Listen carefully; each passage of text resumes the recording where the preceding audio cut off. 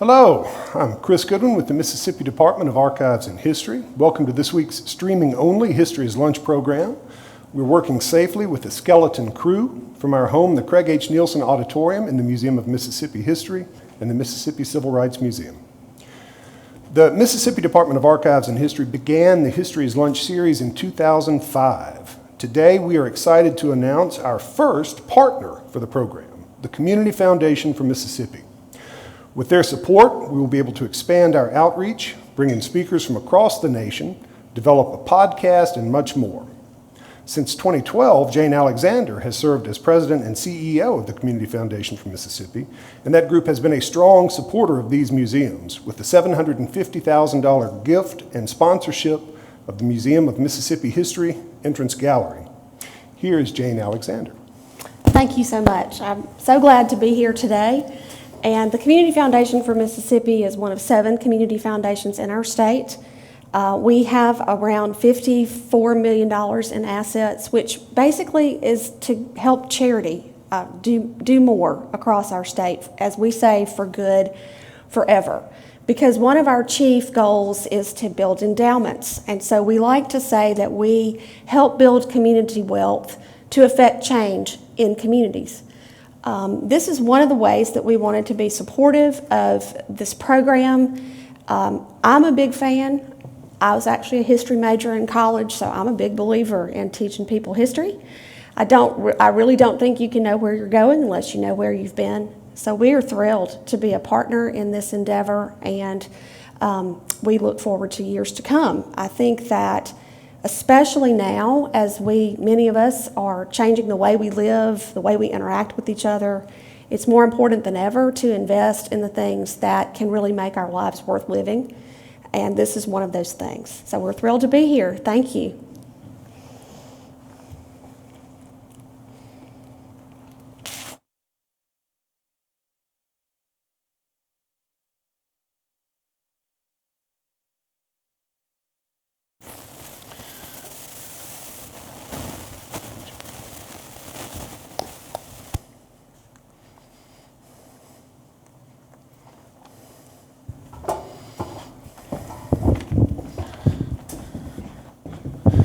We're excited about the new partnership with the Community Foundation and the great things that we're going to be able to do with that. We look forward to a long and happy relationship there.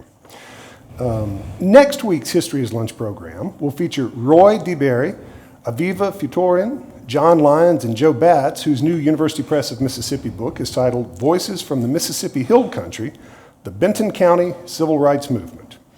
We have been sharing this auditorium with the Mississippi Flag Commission, and their final meeting is also scheduled for next Wednesday. Since we cannot be sure exactly what time that meeting will end, History is Lunch next week will begin at 2 p.m. instead of our standard noon. So 2 p.m. instead of noon next week.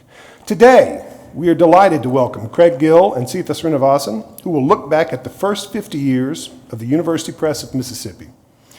Craig Gill has worked at University Press for more than 22 years, serving as senior editor and editor-in-chief before becoming director in 2016.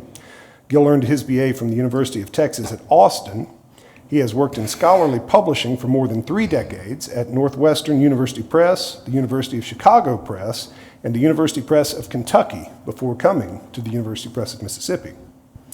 Seetha Srinivasan began work at University Press in 1980 and served as director from 1988 to 2008. She served as president of the Association of American University Presses in 2003-2004. In 2013, Millsaps College awarded Srinivasan an honorary doctorate of humane letters. She is the former chair of the Women's Foundation of Mississippi and serves on the boards of the Community Foundation for Mississippi, St. Andrew's School, and Mississippi Today. We'll hear first from Seetha and then from Craig.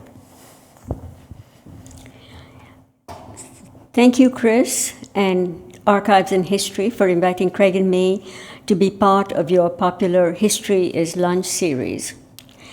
I retired from the press in 2008, but it always gives me pleasure to talk about an enterprise that was and is dear to my heart. University Press of Mississippi, UPM for short, was established in 1970 as a consortium press, affiliated with all state institutions of higher learning. The press's offices were initially at the University of Southern Mississippi campus and moved to the Education and Research Center when it was established in Jackson in 1973. The press is a premier example of true institutional cooperation, and it benefits from not being on a campus and hence identified with a particular university. It began on an annual budget of $25,000 and 2 staff members. The press published its first book in 1971, Mississippi Black Folklore by Jackson State University professor William Ferris. A 2-volume history of Mississippi, edited by Richard McLemore, director of the Department of Archives and History, came out in 1972, and its premiere at the Old Capitol with over 600 attendees was the stuff of office legend. In 2008, 17 staff members brought out 65 books. The operating budget was about $2.4 million, 88% of which came from sales. Like all university presses, Mississippi's was created to publish scholarship from its universities, and committees on each campus vetted and sent manuscripts for publication by UPM. The goal of all university presses is, however, to go beyond their borders and attract the work of scholars from across the country and even the globe. To move toward this goal, UPM needed acquiring editors on its staff.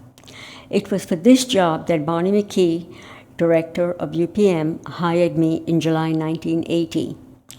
I will be forever grateful to Barney that he took a chance on this quintessential outsider and entrusted me with creating the press's publishing program. In fall 1979, the press published Eudora Welty critical essays, edited by USM's Peggy Prenshaw, and Eudora Welty, A Form of Thanks, a collection of conference papers from the University of Mississippi. Robert Penn Warren paid glowing tribute in the New York Times Book Review. These titles brought into obvious and immediate focus an area in which the press could excel. Publications related to Mississippi and Southern writers who, it goes without saying, are universally among the greatest. Shortly after I came to University Press, we got an order for Your Door of Wealth, A Form of Thanks. And it took us a minute to figure out the title in question. Eudora certainly opens the door to wealth, but perhaps not in the form the customer intended. So I began my work as acquiring editor by turning to books in Southern literature, working closely with my colleague, marketing manager Hunter Cole. In the mid-1980s, the press published a 4-volume anthology of Mississippi writers, and in its review, National Public Radio commended the small but enterprising University Press of Mississippi for bringing unparalleled attention to the state's grand literary heritage. These volumes were done in collaboration with the Center for the Study of Southern Culture and premiered with all-day celebrations at the Old Capitol Museum, an early example of the cooperation the press would develop with other similarly focused institutions, especially as it sought ways to expand its editorial program with limited staff and resources. Conversations with Eudora Welty, published in 1984, inaugurated the much-heralded Literary Conversation series, collections of interviews with notable modern writers, a series described as early as 1988 by the Minneapolis Star-Tribune as superb. Early volumes focused on such writers as Faulkner, Warren, Styron, Spencer, Douglas, and Morris, grew to include Kurt Vonnegut, Toni Morrison, Richard Wilbur, Nikki Giovanni, Arthur Miller, Salman Rushdie, V.S. Naipaul, 150 more and still counting. The unfolding of this series mirrors the pattern of growth of our overall editorial program. We began our manuscript acquisition with a focus on material from our state and region, and gradually expanded to make it as wide in range and diversity as possible in the disciplines in which we specialize: literature, history, music, art, photography, folklore, cultural and regional studies, all broadly defined. It is not realistic in a talk of this kind to enumerate illustrative titles or various series, and I limit references to inflection points in the press's history. I encourage everyone to go to the press's website to get a sense of the richness of its publishing program. And on the screen behind me are the covers of almost 50 years of the press's seasonal catalogs. Race, Reform and Rebellion, The Second Reconstruction and Beyond in Black America by Manning Marable was first published in 1982, updated, and is being revised again. This widely used textbook is one of the press's best-selling titles. More importantly, it catalyzed the press's program in African American studies, a lens reflected throughout its editorial program. Collectively, UPM's books in Black studies play an important role in upending the image of the state. In conversation with people across the country, they invariably comment that the press's books challenge their views of the state. An obvious response is that Mississippi's publisher has a responsibility to bring attention to its and the nation's bountiful heritage in African American culture and history. Running Scared, Silver in Mississippi by retired University of Mississippi history professor James Silver came out in 1984. In it, Silver details how his increasing alienation from a segregationist Mississippi led him to leave the university for employment elsewhere. Silver's memoir became the first in the press's long list of distinguished titles in civil rights memoir and history. And I believe you heard Chris mention the most recent entry in this long list. When the book was premiered, I hosted a dinner to which I wanted to invite William Winter, who had been Silver's student and whom Silver remembered fondly. I was advised against doing so because of possible repercussions for Winter, who was running for the U.S. Senate. I disregarded the advice, and William Winter not only came to dinner, but also to a program the following day at the Old Capitol. I share this memory because of what it says about a beloved and respected statesman. Every book published by the press has to be approved by its board of directors, composed of 2 persons from each of the 8 universities and a representative from the institutions of higher learning. When I presented Silver's book, the board questioned why Mississippi should publish the memoir of a person who had little good to say about the state. I responded that if we didn't, some other press would, and Mississippi would still be termed the Closed Society, the title of Silver's opus. The board gave the go-ahead, as it has for every title that editors have vetted and taken through the established review process. When in 1987 I sought to establish a series on studies in popular culture and comic studies, a member of our board questioned whether this emphasis was appropriate for an academic press, but added that he would not allow his opinion to keep UPM from going forward. The press's publications in this area have been hailed as groundbreaking, and a leading critic noted in 2007, "There is no question that UPM is at the forefront of scholarly publishing on books and comic studies." These 2 decisions by the press's board of directors exemplify the role it has played in the press's development. Board members trust staff to make decisions based on its professional expertise. The board's support has been key in allowing press staff to be entrepreneurial, as it sought ways to publish books that would appeal to scholars and to lay readers alike, as well as create a strong identity that would distinguish it from other university presses. This approach has been instrumental in UPM's success. An early major goal of the press was to make available books about the state and the region that would appeal to readers beyond the academy, to readers browsing in a bookstore, and how fortunate that in Mississippi we can say that is still true. These books were intended to represent and interpret the culture of the state and the region to national and international audiences. Joanne Pritchard Morris joined the press in 1984, and until her retirement in 1997, was largely responsible for UPM's renowned regional books. Bernie Imes's Duke Joint, books on Walter Anderson, and the Author and Artist series are the earliest examples of UPM's emphasis on the state and region's cultures. and environment broadly regarded. Visual beauty is a major part of the appeal of these books, and in John Langston, UPM had a most talented book designer and art director.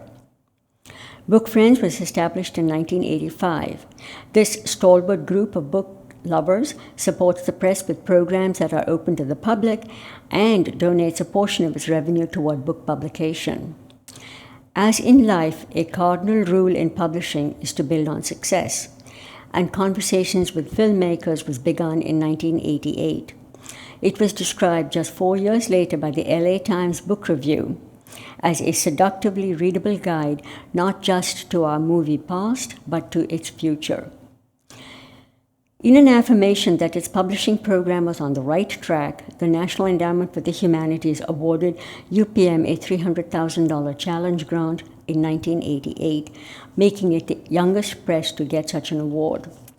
The Heritage of Mississippi series, in coordination with the Mississippi Historical Society, began in 1998 when Patty Carr Black published her majestic Art in Mississippi, 1720 to 1980. In October 1989, our publication of Eudora Welty, Photographs, took the press to a new level. The first printing of 5,000 copies sold out immediately, and the first edition was reprinted 5 times for a total of 30,000 copies. The book was reviewed nationally, featured on CBS's Sunday Morning and the McNeil-era NewsHour. Its opening interview with Welty was reproduced in the New York Times Book Review with front-page coverage, and PBS's Robin McNeil spoke at the book's premiere at the Old Capitol. Homecomings by Willie Morris, with art by William Dunlap, was published that same year. Total sales for that year crossed $1 million, and the press has never looked back. It was evident that the press had achieved a remarkable level of maturity in its editorial, design and production, and marketing departments. Its books grew increasingly significant in its defined areas of scholarship and in the regional culture that it sought to interpret for the nation and beyond. Since 1990, the press has maintained a staff-to-sales ratio that surpasses the majority of its peer presses. Ever on the trail of books that would have legs, that is, appeal to multiple audiences, in early 1997, I drove to Bay St. Louis to meet historian Stephen Ambrose.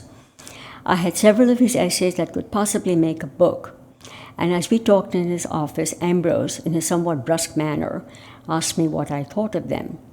I made so bold as to say that obviously they were good, but the book would lack coherence.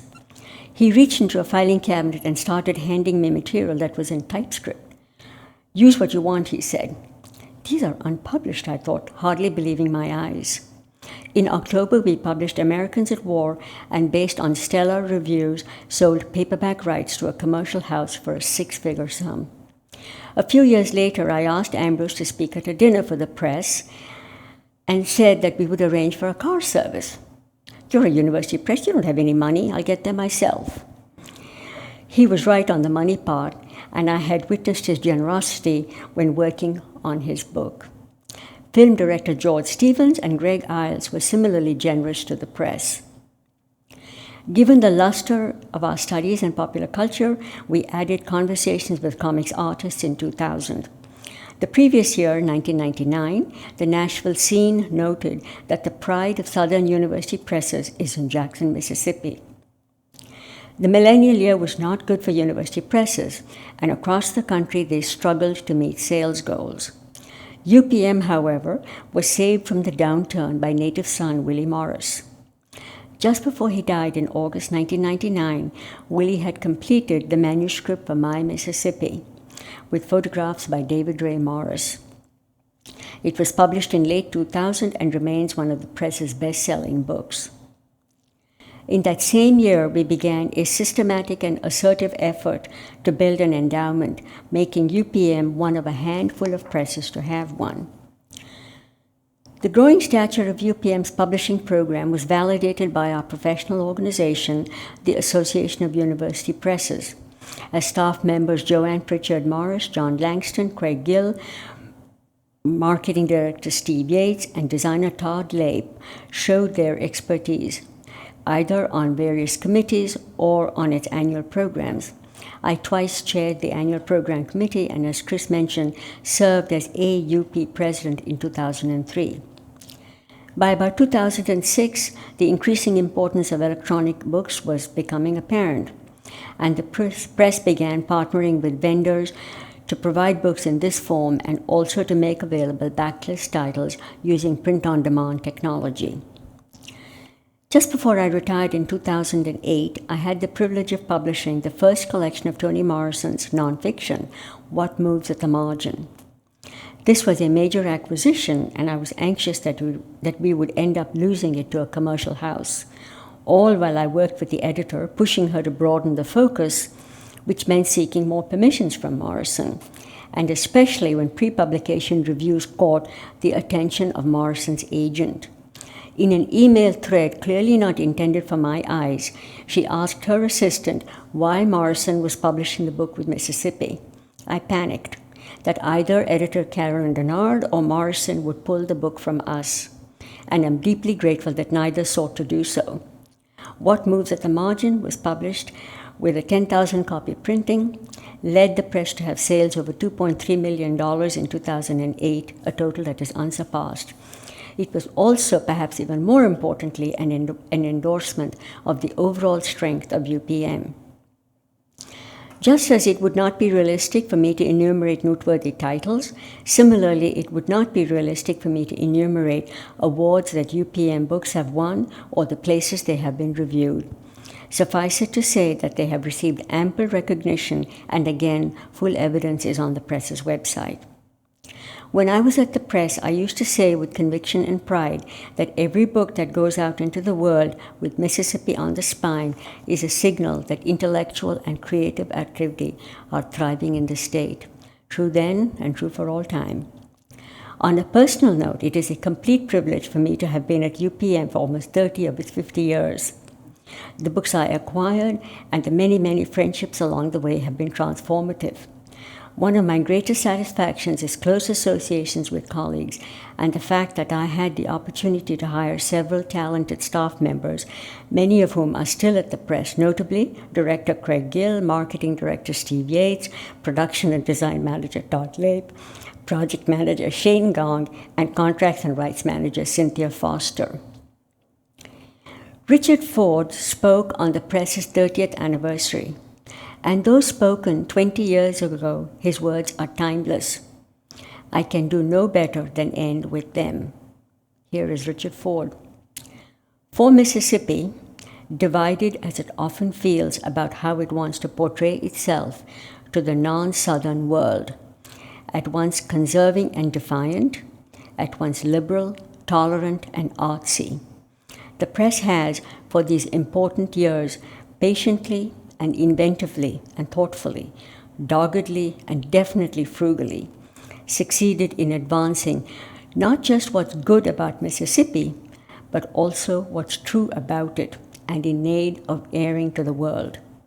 And while it's done that, it has also reached out into America and to the world's culture and brought to us people, writers, thoughts, pictures, music we need and would profit from. In that way, the present press hasn't just put Mississippi's best foot forward. It has tried to bring the earth to us and to give us sturdier, wider, more certain ground to stand on. It's a cliche in the publishing world to say that the future of publishing lies with presses like the University Press of Mississippi. But ultimately, it's not helpful to say that, since it can cause us to think that there is another institution like this one. It can cause us to take it for granted and overlook the fact that talented people's precious and unreplicable lives have gone into this institution to make it excellent and to make this place all around better. So it's a good moment for us to assemble now and very specifically not take the University Press for granted, but to take notice and express our faith in its future and our gratitude.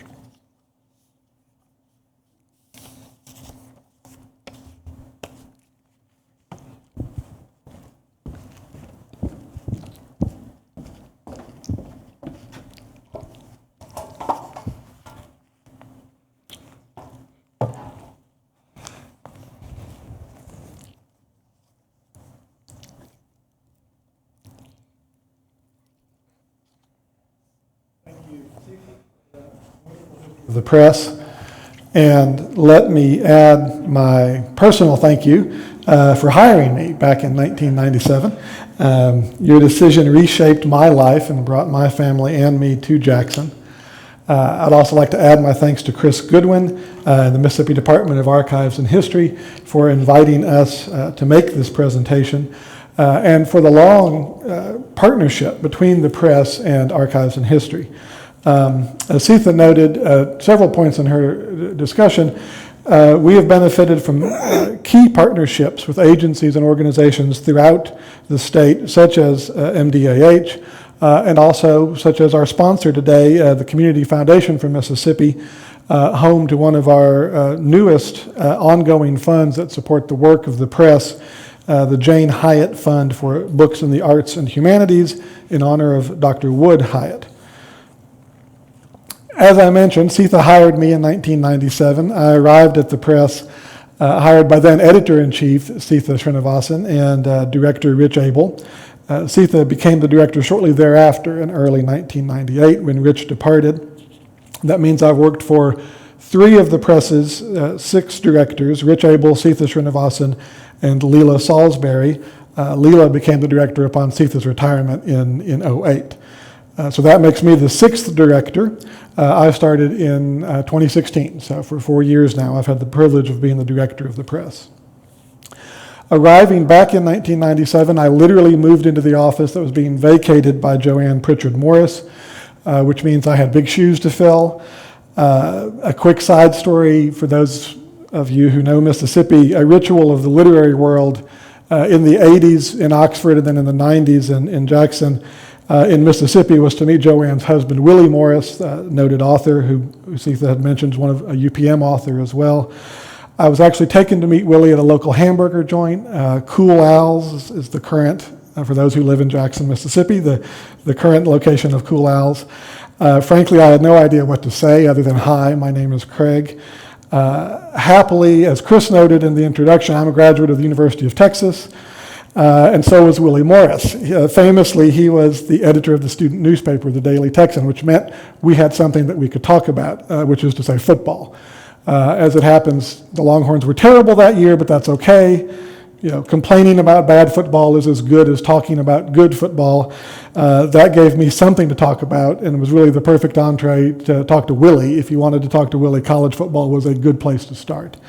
So that was my introduction, one of my introductions to Mississippi and to Jackson.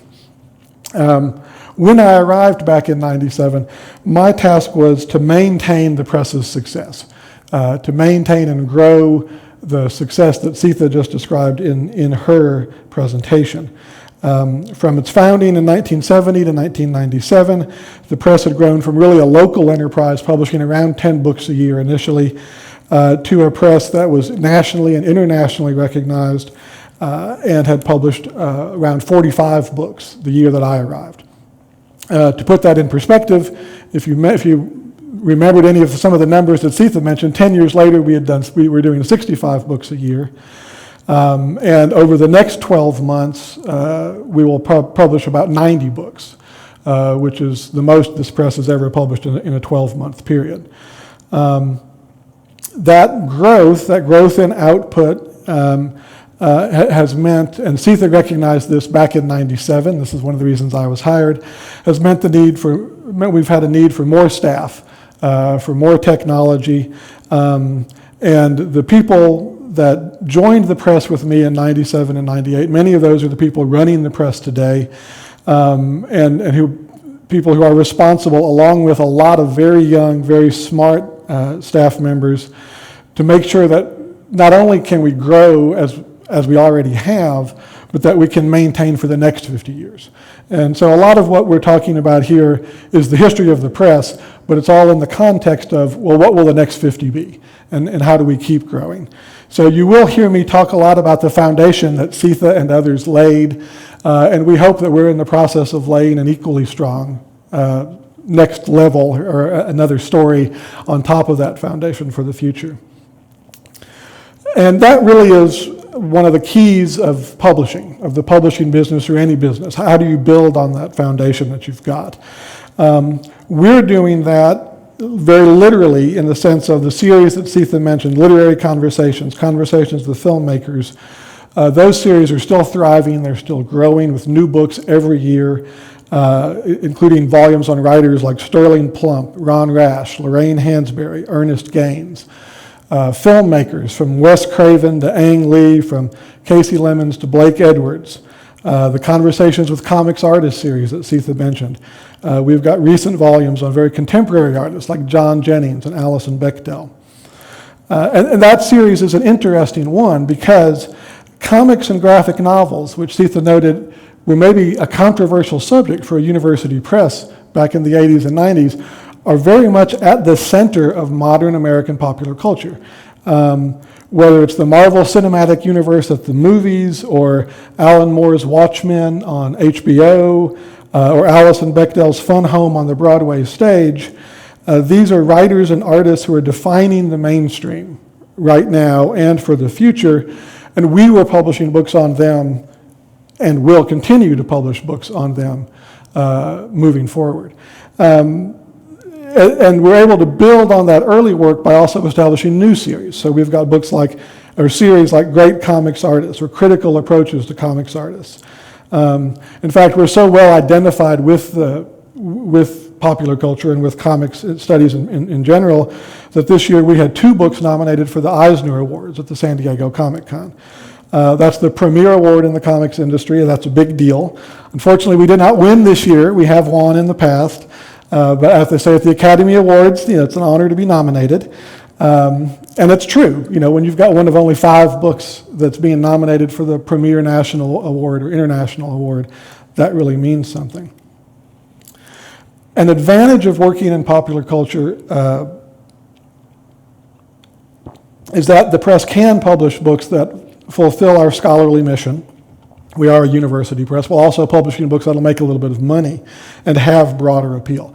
Titles like A Charlie Brown Religion or The Joker, A Serious Study of the Clown Prince of Crime are well-reviewed scholarly volumes that also really do appeal to people who care about popular culture, to people who care about the comics.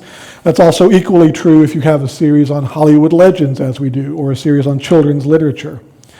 It is frankly a lot easier when you're trying to balance scholarship and popular appeal to succeed with those kinds of books than if we were a press that specialized in philosophy or economics. Worthy though those topics may be, they're not what we do. And it's important to point out that every publisher, every press specializes in something. Nobody can be everything to everyone. And so it's key for us to have these areas in which we can build strengths. Dear to my heart is an area that I've been acquiring since 1997, which is our music list. I inherited that list and the American Made Music series with series editor David Evans, who's at the University of Memphis. Joanne and David had started the series right before Joanne's retirement. And so I've been publishing those books, acquiring those books for 23 years now. And from Mississippi John Hurt to Jackson's own Bobby Blue Bland to a recent book on Dick Waterman from Oxford, we've published important and, again, well-selling biographies of key figures in the history of American music. And along the way, we've steadily expanded the range of those titles. So now we've got books on jazz, punk, funk, Latin music, the music of the Caribbean. We have a brand new book just coming out on K-pop. And this is a great example where we started with what we know best, the blues and African American musical traditions, and we kept expanding the range of titles to broaden the list, to take in the world. Our best-selling music titles are still about Elvis and the blues, but we've leveraged those Mississippi roots into well over 100 books that cover all kinds of music throughout the world.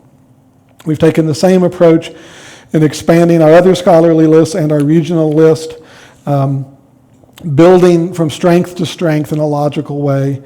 I've had the pleasure of working on some very important Mississippi projects, such as the Mississippi Encyclopedia. Not everyone realizes sometimes how long it takes to make a book. Seetha and I literally discussed the encyclopedia during our interview in 1997. It came out 20 years later in 2017. That is another project, by the way, with one of our great partners, in this case, the Center for the Study of Southern Culture at the University of Mississippi.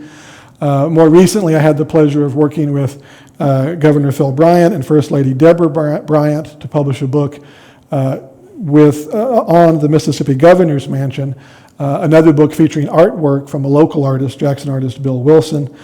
So these books are important books for us. Seetha mentioned that we did the definitive 2-volume history of the state of Mississippi. I think that was back in '73.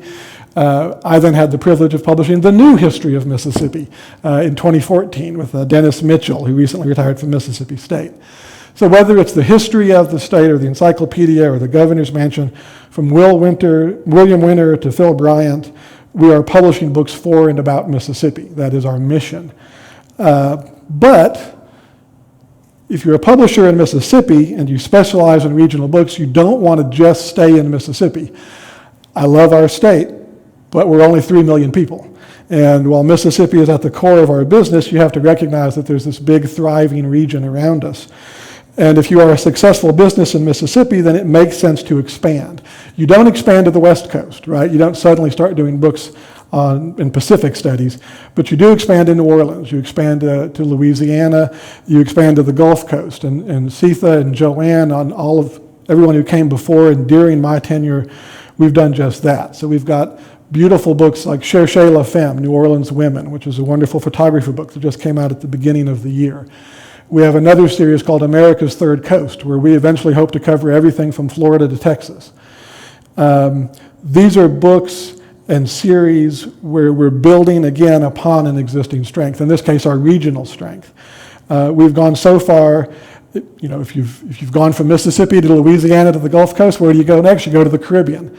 So we have a series in Caribbean studies, we have another series on Atlantic migrations in the African diaspora.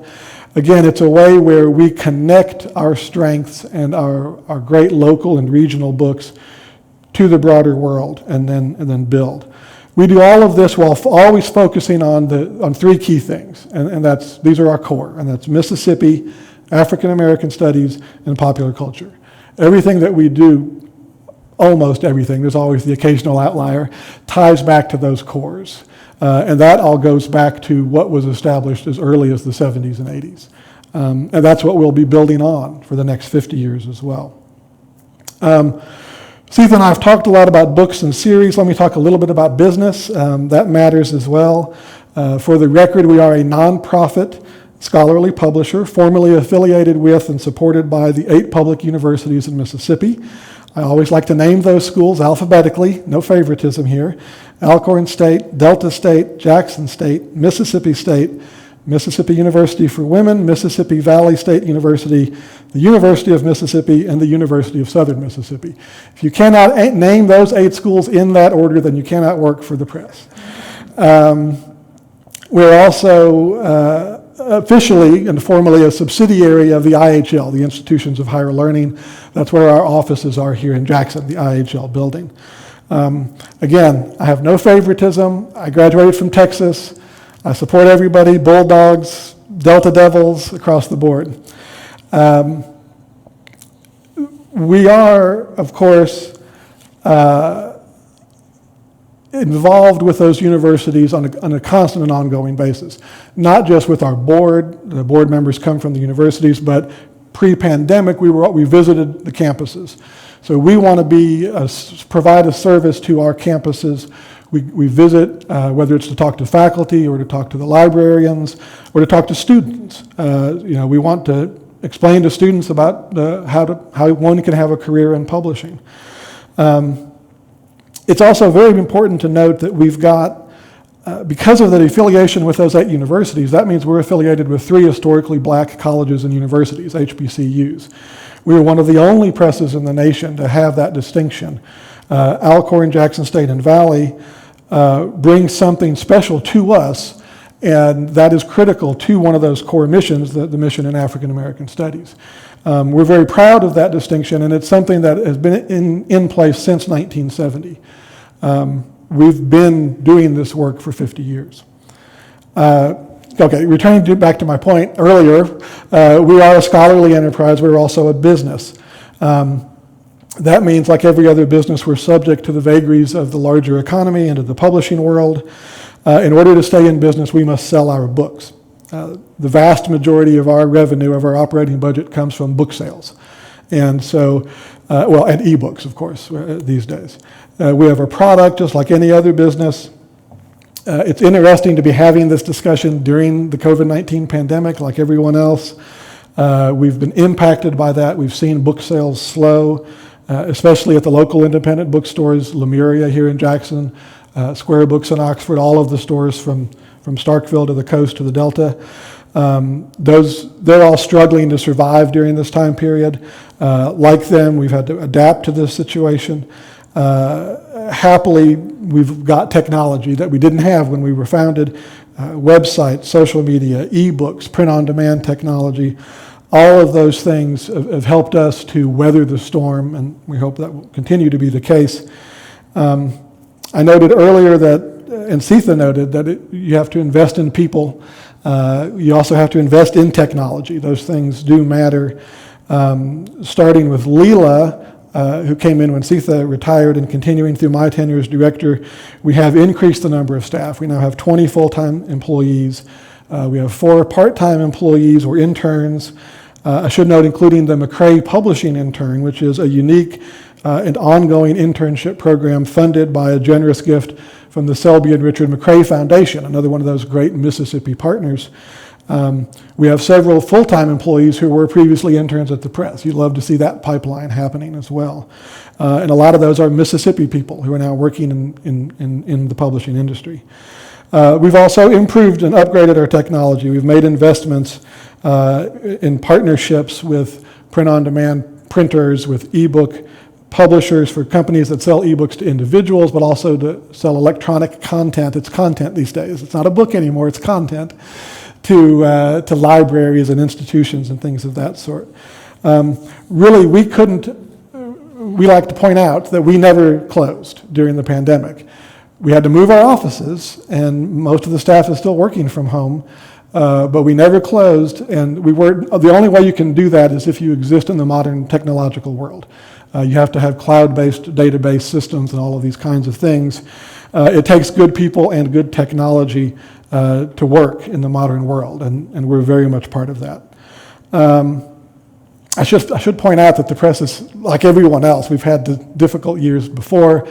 Seetha noted that her last year at the press was literally the best year the press has ever had in terms of book sales, with the publication of Toni Morrison's What Moves at the Margin. What she did note is that the next year was the Great Recession of 2008. So all of us who were still there went from this ultimate high of publishing Toni Morrison to literally in August. We published Morrison in May, and in August the Great Recession started. You know, that's life, right? These things happen. The same thing has happened with the pandemic. We were on pace for a wonderful year, and then the pandemic happens.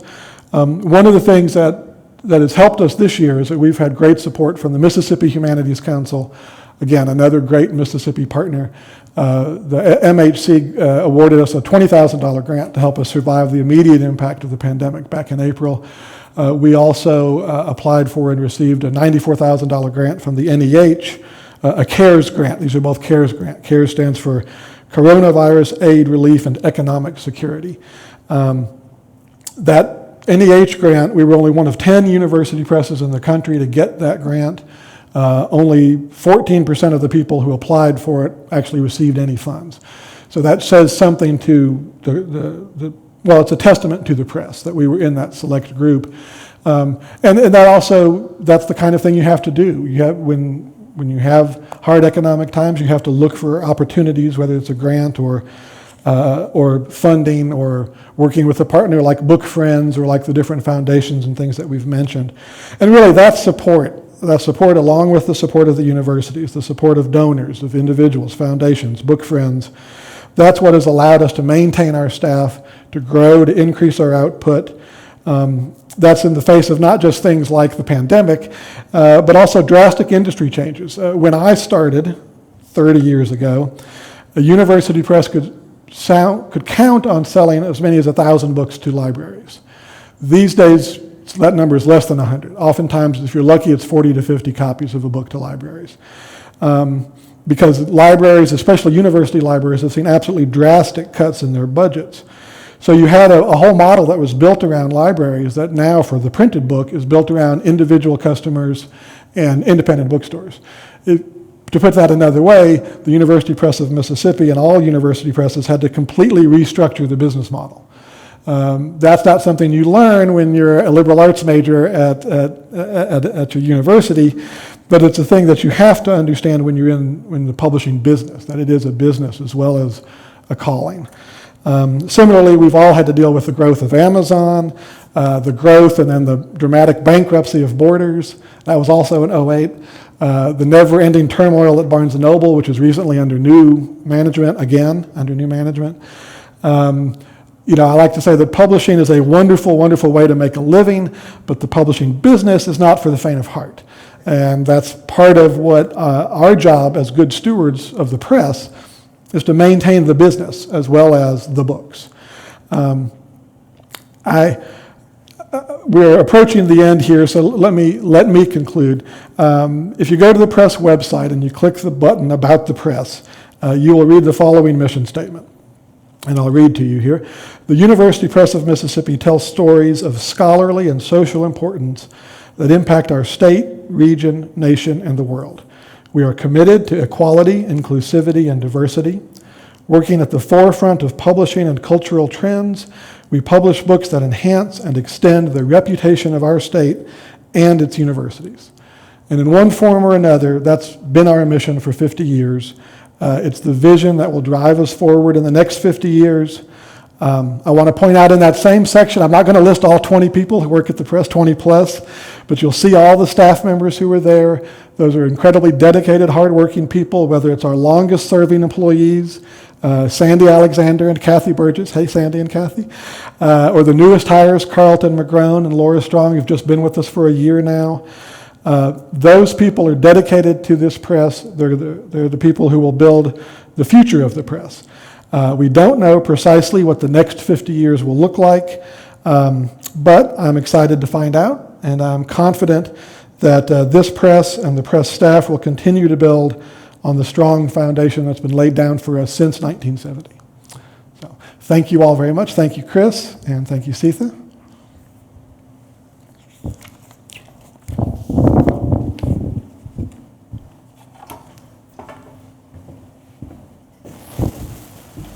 We have some questions from the live stream for you.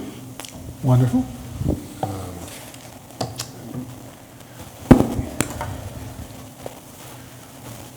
So Jim McCraw asks, will the annual University Press book sales at the R&D Center ever return?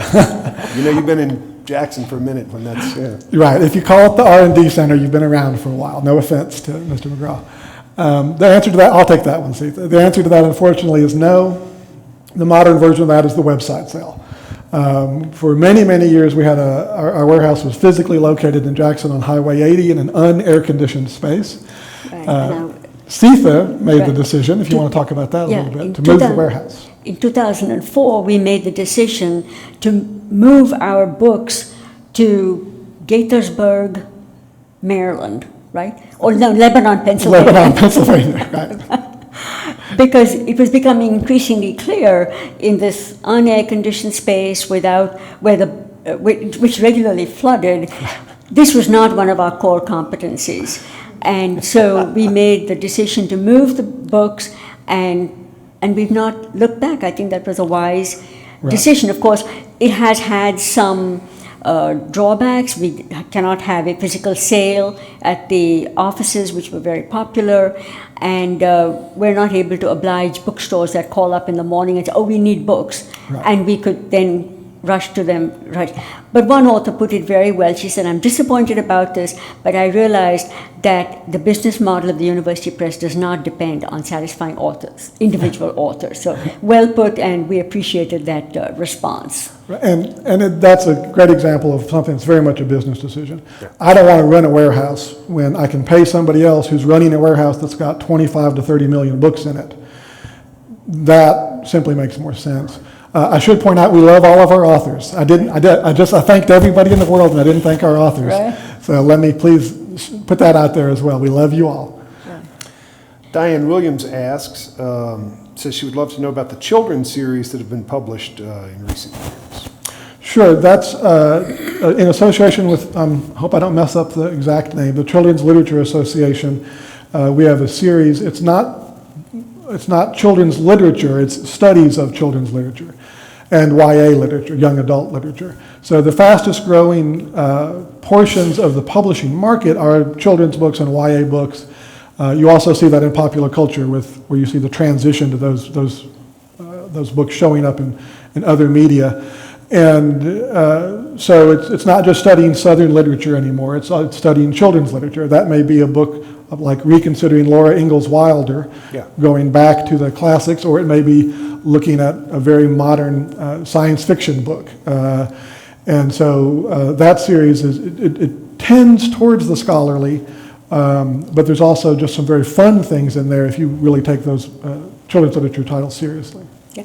And there's an interesting connection because the de Grummond collection at USM is, I think, one of the world's best collections of children's literature. So there's a nice little nexus there. That's for exactly us. right. And I won't officially announce this because the book, it won't be available for sale until our next catalog comes out, but we are doing a book with the de Grummond collection, right, a history of and a visual representation of their collection. Right, which is really outstanding. It's fantastic. At University of Southern Mississippi, one of our 8 universities.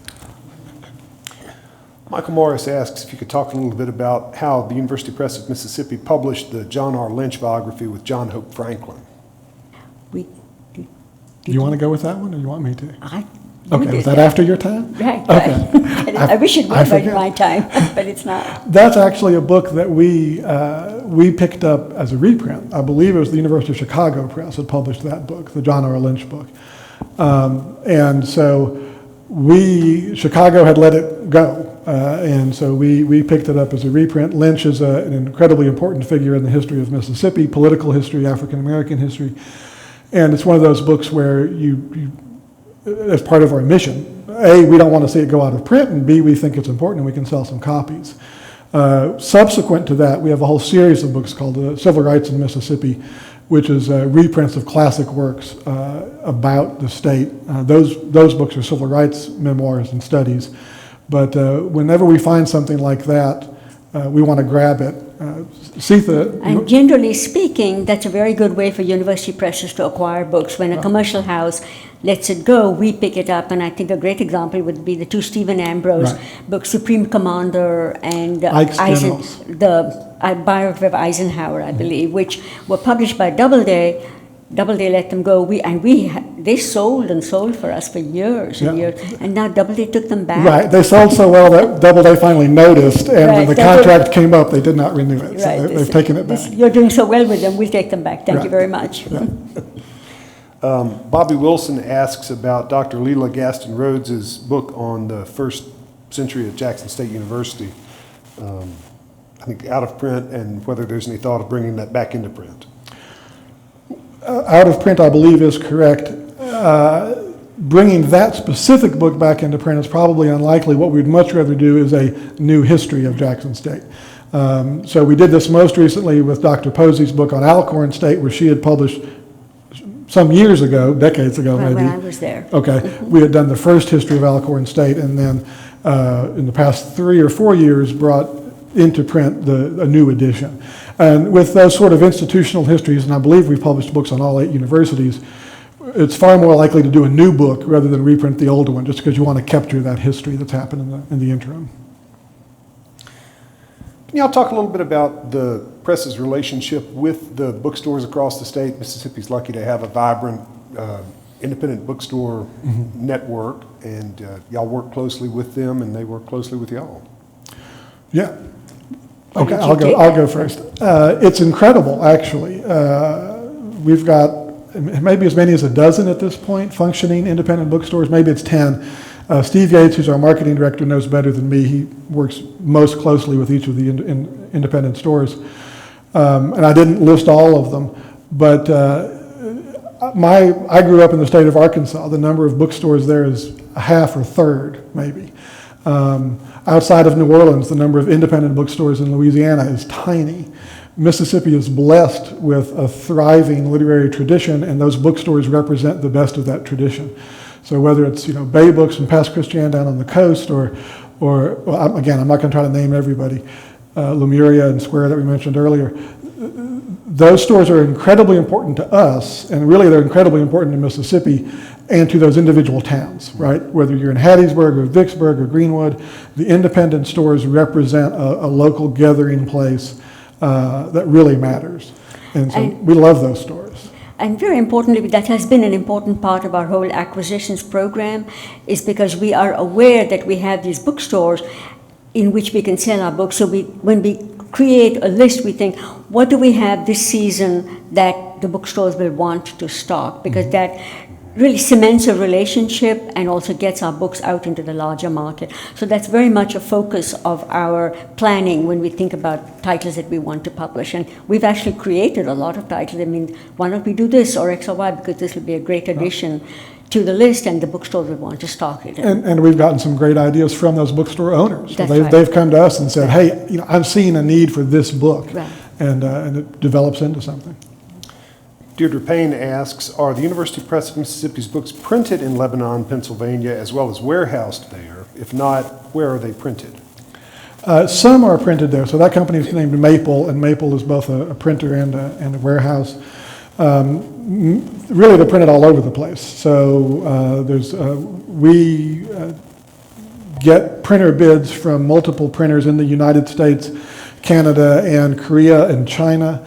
We also have a lot of books that are printed print on demand in Tennessee. So Tennessee, Pennsylvania, Michigan, Ottawa, as I said, China and Korea. It depends on the price. Again, as a business, who's going to give you the best product for the best price? And then it depends on how you're printing, whether it's a print-on-demand book or an offset printing, which offset simply means a traditional printer, where your great big sheets are coming out of a printing press, whether it's black and white or color, whether it's a standard book size or oversized trim. All of those things come into play in determining where we would print. Invariably, our big coffee table color books used to be printed abroad. Yeah. They used to be done in China and Korea, but now a lot of them are done in Canada. I think reasons, and it depends. The price is the deciding. Most recently, schedule. There's been a printer in Korea that's been great, Right. and so these things do shift over the years. That's You for many years back in the day, John had a printer in Japan who did great work. I know, but then they price themselves They out got of the priced market, out, right? yeah. But schedule matters, because we have to factor in that it's going to take 5 weeks or 3 weeks, and then it can get hung up in customs. So if we're doing something on a rush schedule, then we have to think, well, Right. or we might run into the Chinese New Year and everything comes to a stop in And if you're China. printing in China, it's months, not weeks. Right. Because you're literally on a boat coming into the port of Long Beach in California. One of the highest profile things to happen in Mississippi as far as books over the last several years has been the Mississippi Book Festival. University Press has been one of the main partners with that. You want to say a few words about the book festival? And The hottest book festival in America. Literally. Literally. The book festival has been fantastic, and if you want to talk about an entity that's A, a great partner, and B, that has grown, I've been so impressed with the way that organization, mostly volunteers, have gone from coming into existence to what we were expecting maybe 10,000 people this year. It was canceled because of the pandemic, but I've been to several book festivals around the nation. I'm happy to say this is one of the best that I've ever been to. The enthusiasm, the packed audiences. I've been to book festivals in other states where you have 8 people in the audience, and you come to the Mississippi Book Festival and literally every seat is filled. So it's frankly wonderful. And the fact that all that happened in really 5 years, that's astonishing. Right. And I think the roster of authors they've been able to attract is amazing. It truly is. And the keynote speakers, and it's just such an abundance of riches. It's been truly remarkable. Yeah, that's absolutely right. And it also highlights the strength of the Of our book UPM authors as Right. well. I mean, it's certainly, Right. many of the panels are built around them. Yeah. And this series certainly could not be what it is without the University Press. I mean, we have drawn more heavily on University Press, random fly, than any other group for speakers for this series over the 15 years that we've been around. Yeah. We love to have University Press authors. We love to sell University Press books at the store.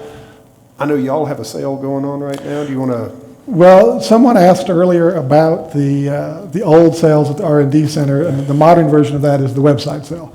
And actually, we just ended the biggest website sale we've ever had. The press was founded in 1970. Right. So in honor of the Mississippi Book Festival, which unfortunately couldn't happen this year, every single book was available for $19.70. So that was everything. Yeah. Now, there's always new sales happening, so go to the website, go to your local independent bookstore, go there first. But go to, especially if you can't get out, if you're wearing your mask, but go to the website, there's always something new that's happening there. I took advantage of the 1970 sale. That's a good deal.